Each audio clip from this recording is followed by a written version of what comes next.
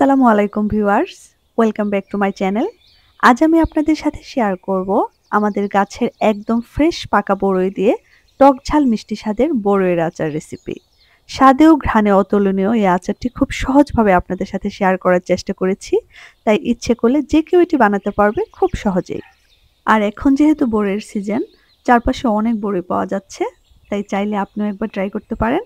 আশা করছি আজকের রেসিপিটি সবার ভালো লাগবে। আর রেসিপি ভালো লাগলে প্লিজ আমার চ্যানেলটি সাবস্ক্রাইব করতে ভুলবেন না। চলুন তাহলে রেসিপিটি শুরু করা যাক।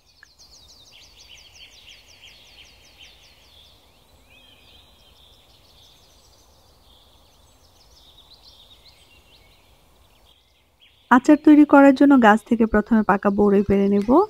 আর গাছ থেকে বরই সাধারণত আমরা এভাবেই ঘাত ঝাঁকিয়ে পেড়ে থাকি। আর এভাবে বরই পাড়ার পর বরই কুড়ানোটা আমি এখনো ভীষণ এনজয় করি। সেই ছোটবেলার স্মৃতিগুলো মনে পড়ে যায়।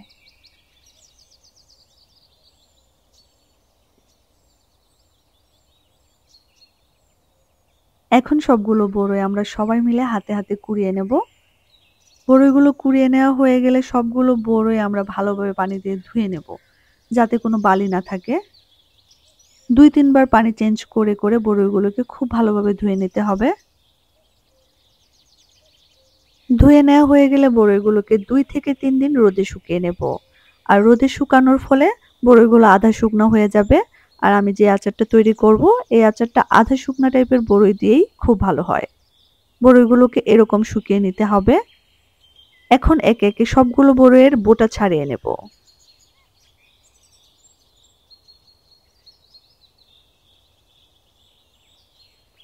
বোটা ছাড়ানো হয়ে গেলে সবগুলো বরই 2 থেকে 3 বার পানি দিয়ে দিয়ে ভালোভাবে ধুয়ে নিতে হবে।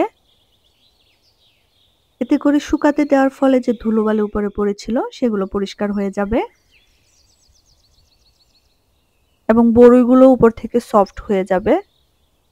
এখন সবগুলো বরইকে মাঝখান থেকে ভেঙে দিব।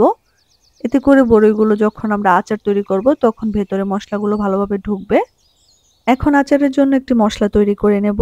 এর জন্য চুলায় একটি কড়াই বসিয়ে নিয়ে নিয়েছি 2 টেবিল চামচ পাঁচ ফোড়ন ও 4টে শুকনা মরিচ। পাঁচ ফোড়ন ও শুকনা মরিচটাকে আমি ভালোভাবে মচমচে করে ভেজে নিয়েছি।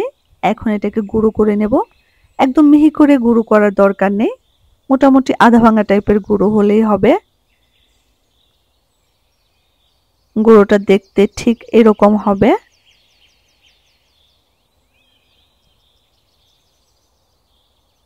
আমাদের আচারের মশলাটা রেডি। এখন আচার তৈরি করে নেওয়ার পালা।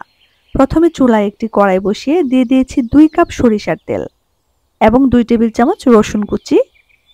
চেষ্টা করবেন আচার সবসময় সরিষার তেল দিয়ে তৈরি করতে, কারণ সরিষার তেলে আচার ভালো হয়। রসুন ব্রাউন কালার হয়ে গেলে দিয়ে দেব 5টি শুকনা মরিচ ও 1 টেবিল চামচ পাঁচফোড়ন। যখনই পাঁচফোড়ন থেকে একটু সুন্দর ঘ্রাণ বের হবে তখনই দিয়ে দেব আগে থেকে রেডি করে রাখা বরইগুলো।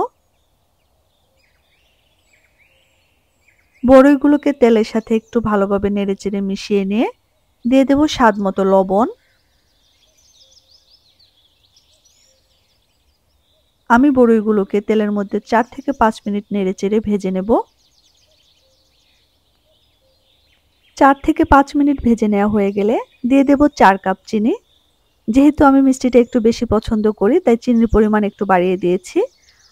চিনির পরিমাণটা আপনারা আপনাদের টেস্ট অনুযায়ী বাড়িয়ে বা কমিয়ে নিতে পারেন। তবে বরইয়ের টেস্ট যদি একটু বেশি টক হয় তবে চিনির পরিমাণটা এমনিতেই একটু বেশি লাগবে। চিনিটা দিয়েই ভালোভাবে নেড়েচেড়ে বরইয়ের সাথে মিশিয়ে নিতে হবে।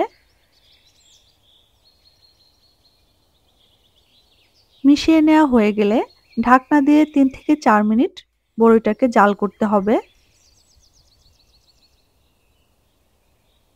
3 থেকে 4 মিনিট পর চিনিটা গলে গিয়ে বরই থেকে অনেকটাই পানি ছেড়ে দেবে।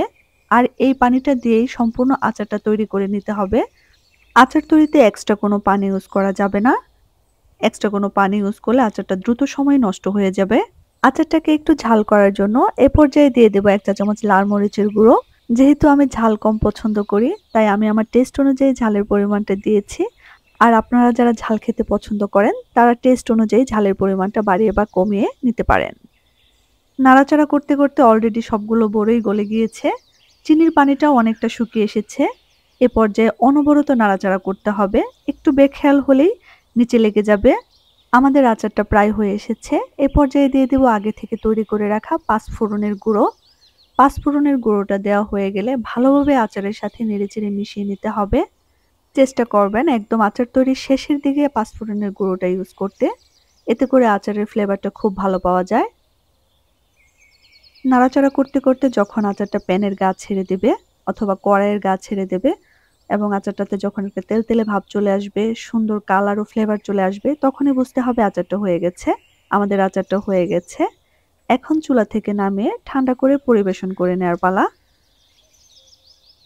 দেখে নিশ্চয়ই বুঝতে পারছেন আচারটাতে কত সুন্দর একটা আকর্ষণীয় কালার চলে এসেছে এবং আচারটা খেতেও কিন্তু মাশাআল্লাহ যথেষ্ট ফ্লেভারফুল হয়েছে। এভাবে আচার তৈরি করে মাঝে মাঝে রোদে দিয়ে সারা বছর সংরক্ষণ করে রাখতে পারেন, অথবা রোদে দেওয়া ঝামেলাতে না গেলে ফ্রিজের নরমাল টেম্পারেচারে ১ বছর পর্যন্ত আচারটি ভালো থাকবে। আশা করছি আজকের রেসিপিটি সবার ভালো লেগেছে। আর রেসিপিটি ভালো লাগলে ভিডিওটি আপনাদের ফ্রেন্ডস এবং ফ্যামিলির মধ্যে শেয়ার করে অন্যদের দেখার সুযোগ করে দেবেন প্লিজ, এবং আমার চ্যানেলটি সাবস্ক্রাইব করতে ভুলবেন না। আল্লাহ আমাদের সবাইকে ভালো থাকার তৌফিক দান করুন। সবাই ভালো থাকবেন, সুস্থ থাকবেন। আসসালামু আলাইকুম।